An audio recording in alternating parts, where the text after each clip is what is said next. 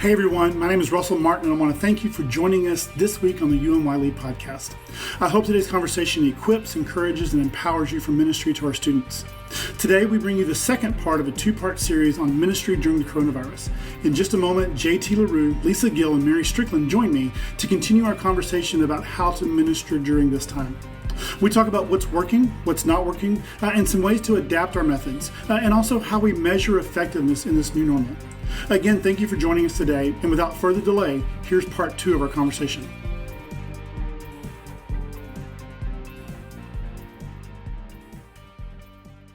Well, I talked about this when we first logged on and said we would talk about later. What are some things, how has all this changed your ministry? So what are some things maybe that you have looked at and you've gone, we haven't done this for a while and it's really not that important. And I don't think we'll ever start doing it again. Or what are some things that you've discovered that will probably be part of your ministry moving on? Russell, one thing that this has taught me is how to measure success. In saying that it may not always be numerical with how many students you have, but it may have to do, or does have so much more to do with how is each thing impacting each student. And so because of that, it's helped us to evaluate what activities are fruitful and which ones are not for that bottom line. If we're looking at really having a good triple bottom line like that, then that's how we have to evaluate it. And so honestly, when I first moved here over 3 years ago now, it's so crazy, time flies, but we really restructured some things after that first year, and so far those things have continued to be successful. And so we may not actually cut a ton of the activities because we did do a big overhaul this past year with the format and the way things are done. But when it comes to communication and encouraging small groups out in the community, there are a lot of opportunities for students to take on more leadership roles. And that's something that I had not done a ton of in the past because it wasn't really the culture there. And so we've had to really cultivate that in the past few years. So equipping students to be leaders has been a big thing. For me, I've had the joy of being able to be in 2 different ministries over the last 6 or 7 months or 5 years, however long it's been that we've been doing this. But I really had to think and pray about the line between over-programming and building relationships. And I think when I look back to some of the things that I've done and been a part of, or just in general, the things that we learn in youth ministry, I think sometimes we confuse a program with a relationship. That just because we have 50 kids that came on Wednesday night, I might not be able to tell you anything about what's actually going on in their life other than they had fun playing dodgeball. And so because Zoom has looked different, or kids that want to, FaceTime one-on-one or whatever, all of those things have been really about relationship. And I think everyone thought that teenagers were going to love all of this digital stuff and they were going to be totally fine with it. And I don't know what y'all have all experienced, but I have really seen that what my teenagers really relied on was that genuine human face-to-face interaction. And I don't even think they knew that. And so now I'm seeing in them, and even in the questions I asked when I first got here to my students was, what is it that you're wanting? They're wanting deeper discipleship. And I think this has shown that for me as a leader, and to even some of my teenagers who are sort of mature enough to recognize that. And so for me, I'm not going to go back to programming for programming's sake. But to really capitalize every moment that we get to spend with the teenagers. Yeah. You said that much more eloquently than I did, and you said everything I was trying to say. Yeah. Thank you. Great job, both of you. Great job. Great words. You can just say ditto and move on, right? No. Yeah. Go ahead, JT. So for me, what's really changed is when I got to First Pasadena, they were so heavily outreach ministry. Let's put it that way. And so I had very large after-school ministry programs every day of the week, Monday through Friday, because I have a full-size upwards basketball gym that's attached to the day school. It's really, really nice. It's a great gift. I'll say that.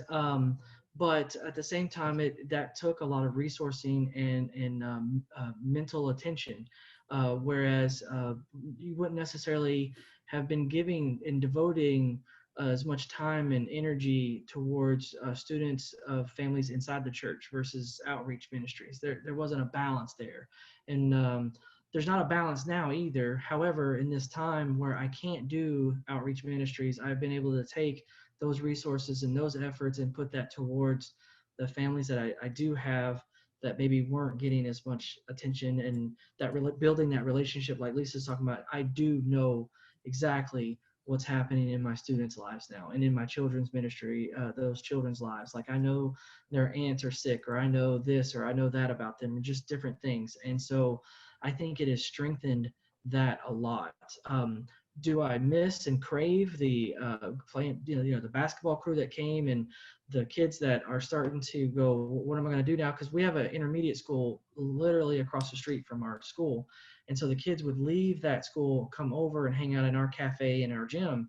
They don't have that right now, even though they don't start back until September 8th. But, when that happens, I still won't be able to let them in. The doors are going to be locked to them. And so I don't know what to do about that. But in the meantime, the good thing that is changing is that I've spent the entire summer really getting to know, almost 50 kids, children and youth, and that has been a blessing. So I think for me, I never planned to be a YouTuber. That was not in my deal, but yet I am. And depending on how it works, I don't think that we're going to come out of this and all of a sudden everybody who started utilizing online more, and everybody who started using live broadcast or recorded broadcast or whatever like that is all of a sudden going to stop doing that, shut down their YouTube channels, and go back. Because I think there's some benefits and some things like that we're finding, that we can keep students connected wherever they are. If I have groups that, I always talk about the fact that we have a group, we have our town dance groups come together and do the Nutcracker every year. And so every year around the beginning of November, sometimes October, I have kids who all of a sudden stop coming because their group, whether they're rats or they're soldiers or whatever like that, their dance time is during our youth deal. And so what I'm finding is that we have the ability now for them to come together and do a group on their own sometime with this live broadcast stuff. So it may look a little different. We may be recording what we're doing live and posting it later or something, but I think churches and everything, I think this just accelerated the move to doing online, and I don't think that's going to change. And the other thing that we did is and we haven't done it in a while during the summer, but during the March to May time, we did college game nights online. And Zoom's always been there, games have always been there, but I've never thought, hey, I could put those together and reach out to our college students who are away at school. Yep. And so that has made it something that I was like, okay, we can utilize this. And especially whenever we're out of this and there's not Zoom fatigue, I think it would be even more successful with that. So well, I'll ask you, get a little Wesleyan here and ask you, how is it with your soul? But not necessarily like, how is it with your soul, but what are you doing to stay healthy, physically, mentally, spiritually? And I made up a new word, family. So what are you doing to stay healthy physically, mentally, spiritually, and familially during this time? For me, I've been married to my lovely wife for 6 years now, and we're coming up on 6 years, but we've been together for coming up on 10 years, and it's always, just in general, even without COVID, that's a fun time of marriage to begin with. And so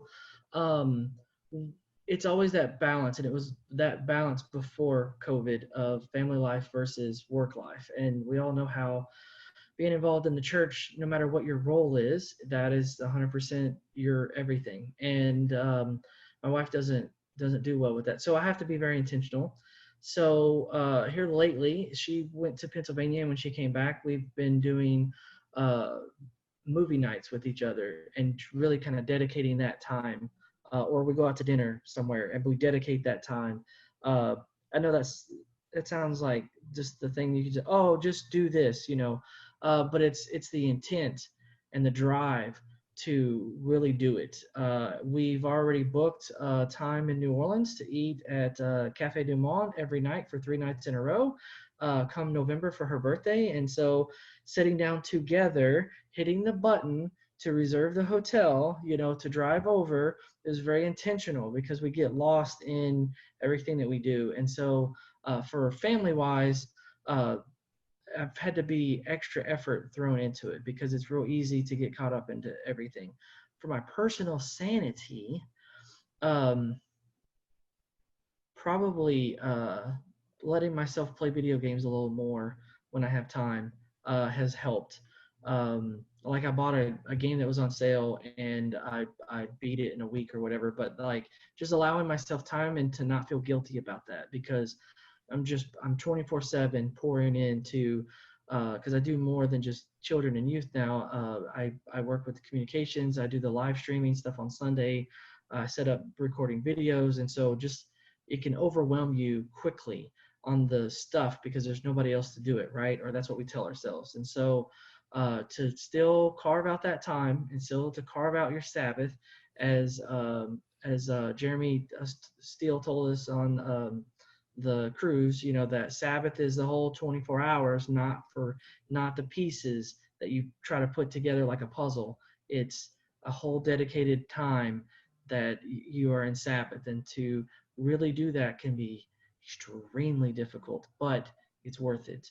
And it's the only way I think that we'll all stay sane until this ends. So I didn't mean to be long-winded there, sorry. Very good.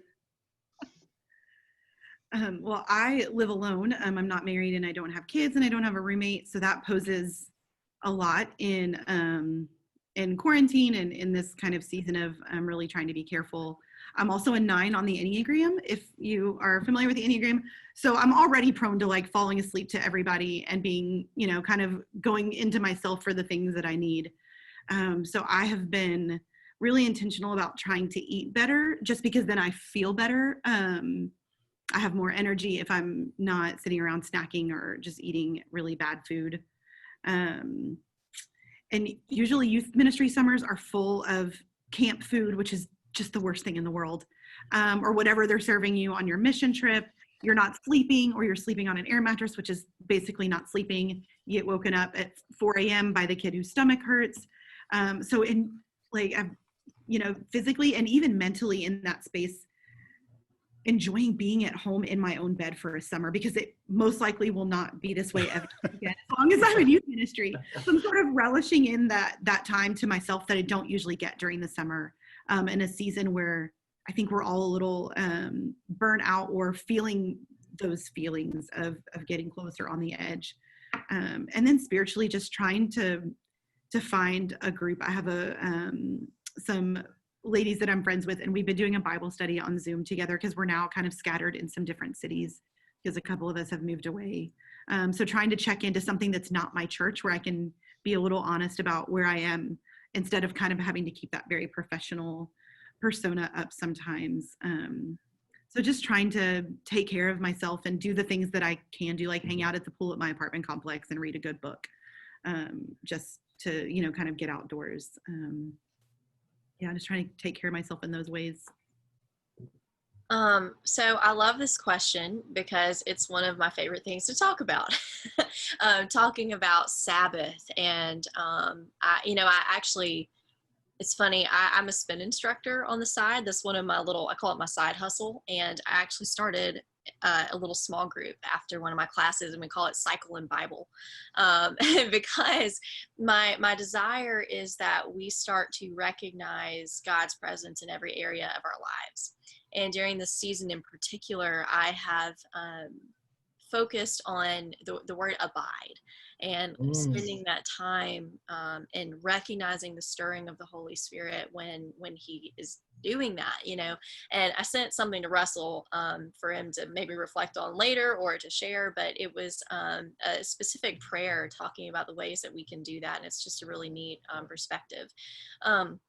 So since I mentioned spin class, let me just say that that is physically what has kept me sane in the midst of all of this, because it's one of the only places I still go where it's very limited, and you know, with how many people are there, and I get to teach inside like a plexiglass box, and so I'm usually pretty secure and not having to worry too much. But physically exercising has helped me keep my sanity. But anyway, so as for the spiritual side, though, let me back up and say that this spring we took, Russell and I were in this class together. It was a very difficult New Testament class, and reading through the entire New Testament back to back to back was a really amazing experience for me, because I had not just sat down and done it in such an intense way.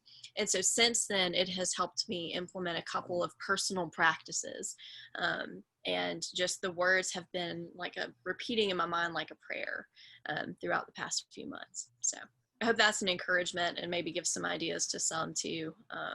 Because that question of how is it with your soul is the way to keep yourself in check too, and make sure that you are not sacrificing your personal relationship with Christ as you are helping others build theirs.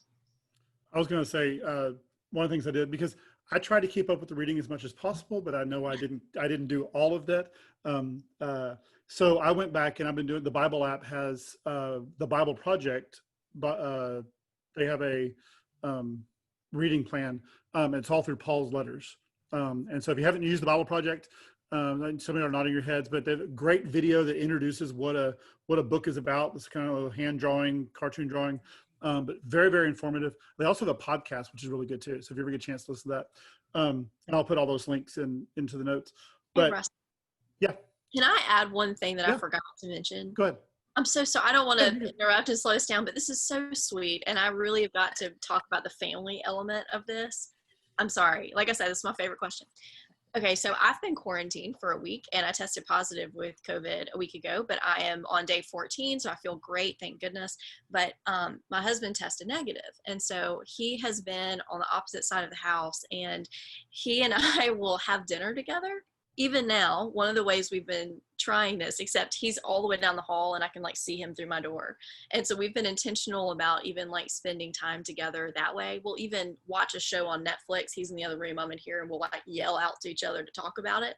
And it's been fun, because it's a way that we've tried to stay connected throughout this time together too, that we'll pick a series to watch together, and every night we'll watch at least an episode, maybe 2, maybe 3, depending on the day. So just spending time together. We've only been married for about 2 years now, so we're still establishing some of those patterns and practices. So anyway, it was just sweet, and I wanted to share that there are ways to stay connected even in quarantine. Yeah. So, okay, sorry, Russell. No, I was going to say, from that New Testament class, so they have the Bible reading, or the Bible Project has it's Paul's letters. And so I've been going through every morning. One thing I was wanted to be very, very intentional about. A lot of times I'll start a Bible reading program, and I'll get through about day 4, and then I'll forget. And then I look on it, and I have like 15 different reading plans I've started over the time. Yeah, me too. But this one, I turned it on, and I turned on Show Friends, so that way I would know, a little bit of accountability there, and read through that. And so that's been good, reading back through those letters, and that's been one thing that's kept me sane. And then like Lisa said, I mean, having time with my family, all for me, you're talking about having time to be able to sleep and stay in your own bed, which has been great. But usually I'm home a week, gone a week, home a week, gone a week, home a week, gone a week. And so it's been good not to be gone. I enjoy those times. There's some trips that I thoroughly missed out on, and I would probably do them again. I'm not going to change that.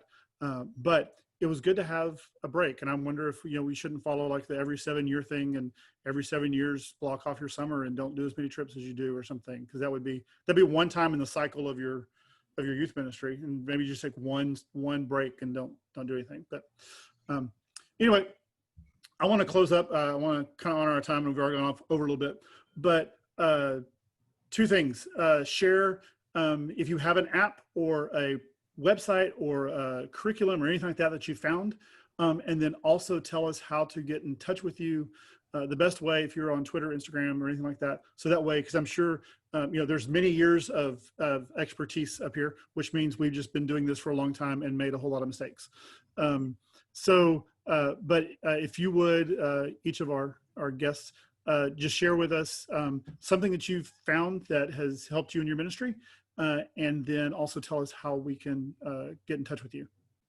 Canva, which I know a lot of us have been using, but man, it has been a lifesaver, especially for social media posting and interaction.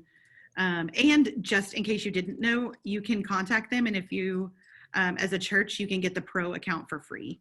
So definitely look into that because you can do so much more with the pro account. And then, like I mentioned earlier, Jackbox games are just, they're easy and it's the greatest way to do anything. And then where you can find me, I'm on Facebook, Lisa Gill. I'm on Instagram and Twitter at Lisa Marie Gill. And my email is lisa@hckaty.org, and that's katy.org. And I would love to talk or chat, or especially for those of you that are new in ministry. I know this is a hard season to start, so we're praying. And Lisa, I want to say that we have Brent Aiken is coming up in a couple of weeks, and he actually just started writing for UMYLEAD. And he sent me a video. He's got a video on Canva. He's going to do a whole series on Canva. Nice. So the first one is how to get involved with your ministry, your church, and get the pro account and stuff. And then he's going to go through scheduling posts and creating posts. He does his own kind of graphic design for churches and T-shirts and things like that. But he's that was the first series he's going to write for us. So he should be on in about 3 weeks or so. We'll have him on there. So JT, what do you got? Let's see. As far as apps that I've used the most since COVID started, it's kind of like Lisa's, but not Canva. But I've used a lot of Adobe Premiere Rush on my iPad to stitch videos together, to add things to do devos themselves, by adding the verses and all that kind of stuff on top of a video itself instead of just, images. That's probably been my go-to. And I get that also at a discount rate because of TechSoup. You can get Adobe stuff really cheap through that. So if your church has its nonprofit tax ID number and all that kind of stuff, you can go through TechSoup and get that set up. Hopefully your church is using TechSoup because you get Microsoft Office and all that kind of stuff, What is that? What spell that? Because I hear TechSoup. TechSoup, like TECHSOUP. It is. That's what I was hearing. Okay. Yeah, it's the nonprofit arm of the collaboration of Microsoft and all the other giant IT and communications companies. You sign up through them, they validate you, and then you can purchase things at a much reduced cost. It makes my IT friends very jealous how much we get Microsoft Office, Teams, Office 365 and all that kind of stuff. But you can also order Adobe things through it too. So you can get full versions of Adobe to use on your Mac or PC to help you, because I know we're always looking for that, and you don't want to spend, $600 or whatever. So there's a reduced rate for nonprofits. It's actually a little cheaper than the educational discount, so it's worth it. But yeah, Premiere Rush has probably been my thing. I have used other apps before. I'm on the Bible app too. That's more for a personal thing. But listening to Russell the other day about being able to tie like a Sunday worship order in it. You can also do you can set up your youth structure in it and have it all there for them digitally. I'm looking to do that. I think that's a really cool plan. I'm starting a Bible study on September 8th when the kids start back at school. So I'm going to try to set that up through there. We're doing the Cool Carl. If y'all know who Sunday Cool is, Carl is hilarious, and they just came out with a Gen Z Bible study. So we're going to start on. I'm looking forward to that. So that's going to be cool. I ordered 10 copies the other day. So yeah. And JT, how can we get in touch with you? You can get in touch with me at jtlarue@firstpasadena.org. That's probably the easiest. I have Instagram, I have Facebook, JT LaRue on both of those will get you to me. I also have a pastor Instagram too. It's Pastor JT LaRue, but that's recent just to keep things not separated but intentional. So yeah. All right, Mary. So I don't know about you, but one useful tool lately has been Zoom. No, but we one really beneficial app that I think has kind of flown under the radar is called Quick, Quik, and it's an app that is partnered with GoPro, and I only found it because I bought a GoPro for the youth, and we've used it on youth trips and things, and it has tons of templates, and it like automatically generates transitions and things for videos, but they're actually really cool, and it does a really great job with putting those things in. So if you're looking for a video editing tool that is, to me, it's similar to Canva in the sense that it's just super easy and it gives you lots of stuff to work with, even if you're not gifted with design and things like that. So other tools that we use, especially just for youth communication and things, the ones that came to mind were we use Remind and we use GroupMe. And that covers most of our bases. But I've also recently found out about one called, I pulled it up so I could tell you, it's called Hit 'em Up. And you can apparently create lists of all of your students, and it will send individual text messages to every student. And you can say like, hi, and then in brackets, name, like literally just the word name, and then write the rest of your message. And then it automatically plugs in all of the students' names. And so I haven't used it formally yet, but I'm really excited to try it. I don't like being generic, but it would be a quick way to start conversations since like only half of my students respond to me anyway. I think it would be helpful with that process. So Mary, is there a cost to that? I think that you can buy a pro version. Right now I'm doing like a 7-day free trial. When I was looking at it, the cost wasn't bad. But it is a yearly subscription if you'd like to use it that way.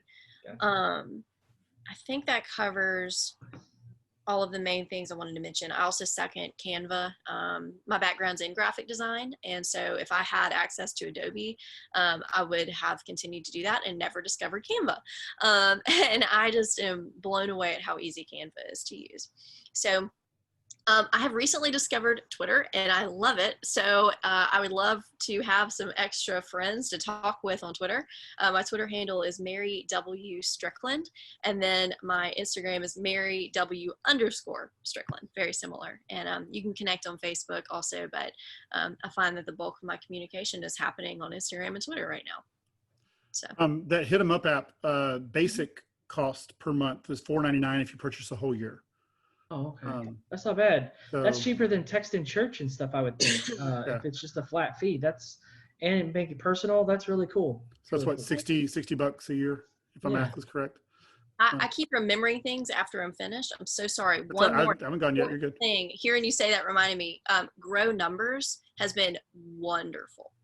So I use the Grow curriculum, and you may choose to use a curriculum or not, but you can also just use that app that they offer, and it sends you reminders of birthdays, and you can plug in all of your student and volunteer information, and it is just an excellent resource for check-in and organization of your students. So I highly recommend the Grow Numbers app. Awesome. Well, I've been doing a lot of video editing recently. We're doing my video stuff, and iMovie is my favorite one to use. But we also downloaded DaVinci Resolve, which is basically a lot of movies like Avatar and stuff were done on DaVinci Resolve, and it's a free download. And they have some like higher definition things you can buy the full version and get some higher export and some things like that. But pretty much most of what you can do using that. And so I can't vouch for it yet because I've just barely started using it, but it seems easy to use, and but also iMovie would be the other one that is real quick. I have not tried Adobe Premiere Rush, but 4 people have talked to me about it today, so I'm definitely going to put that on my list. I am RGM Music anywhere you find, and also UMYLEAD, UMYLEAD is everywhere. So those are the places to find me with that. I want to thank all y'all for being here today. I do want to let you know, coming up, Nick Garrison is a youth leader in Arkansas, and he's going to talk about creativity during pandemic. So kind of maybe continuing this conversation on and talking about ways. He does a lot of stuff with video and things like that. And that's going to be the 27th, and recording on the 27th. And then the next one, Julie LaFosse, is the conference person in Louisiana. And so she's going to come and talk about equipping and empowering new youth leaders. So that'll be really all geared toward new youth directors or those, I always joke about, you raise your hand to use the bathroom and end up being the youth director. Fresh. I think it's one of the things we don't do well. We're good at getting people and sucking them into, hey, come be a youth director, or the mom who has kids and nobody else is a youth director and they volunteer to do that. But then how do we equip them and how do we empower them to do that? And if we would do a better job of doing that, then we would have people staying around for 5, 6, 7, 10 years instead of a year and a half, or once their kid graduates, they're out of there. So again, thank you all for joining us. All the links that I can find, and if you have links that you referenced, if you could send those to me, and I'll put those in the show notes. We will post this on Podbean is what I have used right now, and also on YouTube. And so UMYLEAD YouTube. And I'll just give each of y'all a chance to share just any last thing you have, anything you want to say, and then we will tell everybody goodbye. So Lisa, I'll let you go first. And just any final thing you want to share, or any last notes, words of encouragement, or anything you have for everybody? I just think we all just need to remember to give ourselves a lot of grace, whether this is your first youth ministry job and you've been doing it for 2 weeks, or you've been doing this for 25 years. No one's ever done this before. And we're all figuring out as we go along. So just have a lot of grace for yourself. And when things don't work, just move on to the next thing, and know that God is delighting in you and singing over you, and just find such joy in everything that you do. Okay. JT? I would say a very wise person told me to always find the time and the space to find balance. And that is super critical even now in the midst of this. Like Lisa said, don't worry about messing up, just keep going, but also find time for yourself and your relationship with God and your Sabbath. And that's still just as important now as it was before, and maybe even more so. Awesome. This morning, the Youth Worker Connect, is that what it's called? With Marco was on there today. Recharge.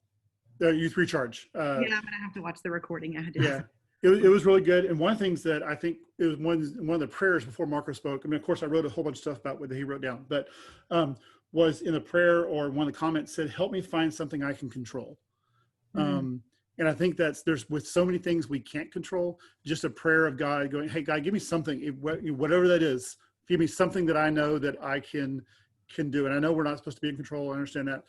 God's in control, like the song says. But I think it's very important to find something that you can go, everything else is chaos, but I can at least create this graphic on Canva, or I can at least text this one student or something like that to find that.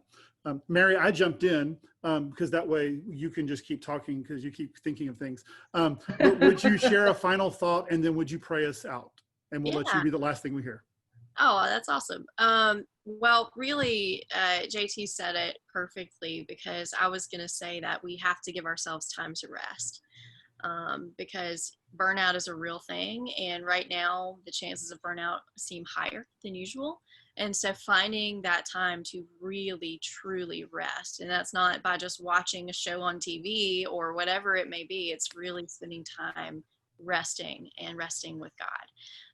So if I can encourage anything, I think that would be the primary thing.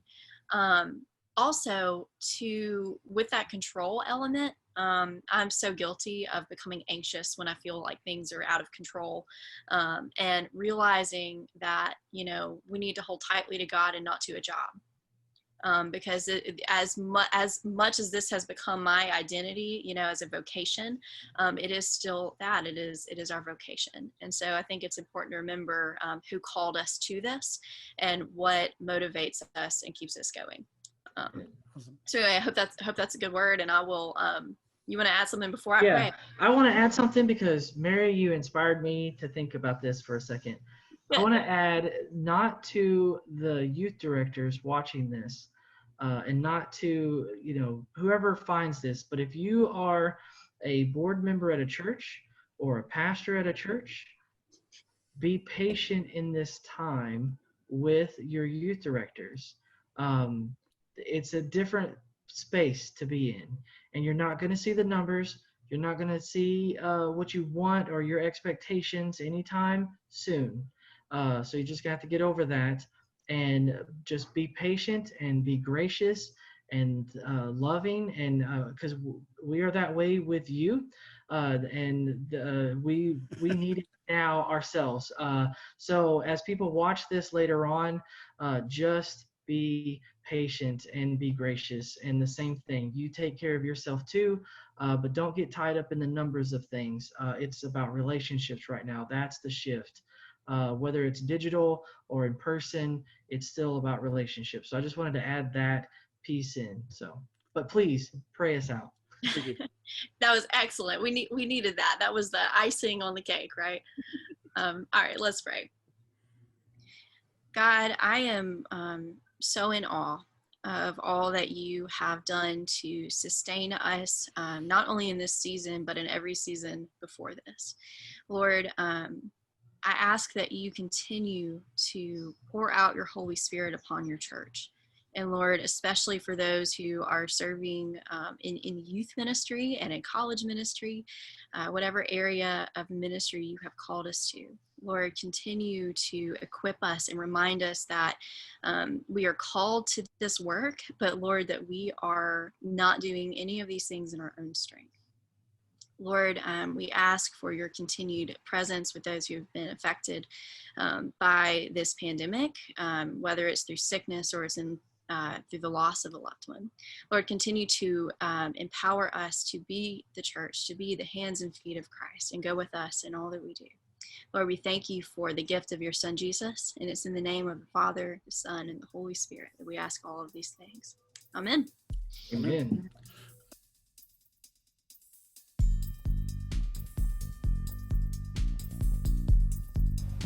Well, I hope you enjoyed that as much as I did, and I hope it inspired and encourages you. Next week, we'll be back with a brand new guest. Brent Aiken is going to be talking with us about graphics and how he uses Canva to create everything for his ministry. Here's a short preview of a part of that conversation. The best advertising slogan ever, KISS. Keep it simple, stupid. And so the premise behind it is like, unless you can, like, if you have to do something, do it in a way that is going to bring the best possible outlook forward with the least amount of effort. And sometimes that sounds like, oh, well, you're just trying to get out of it or anything. No, that's called time management. That's called guarding your office space and your hours. And that's also hopefully enables you to not bring work home. I know one of the biggest things in ministry is a lot of pastors don't ever leave work. And that is the biggest lead-in to burnout ever. And so you have to have ability to leave the office at the office. I hope you are looking forward to that as well, and I hope you will join us next week. Make sure and like and subscribe on YouTube, and also leave us a comment or review. We'll see you next time.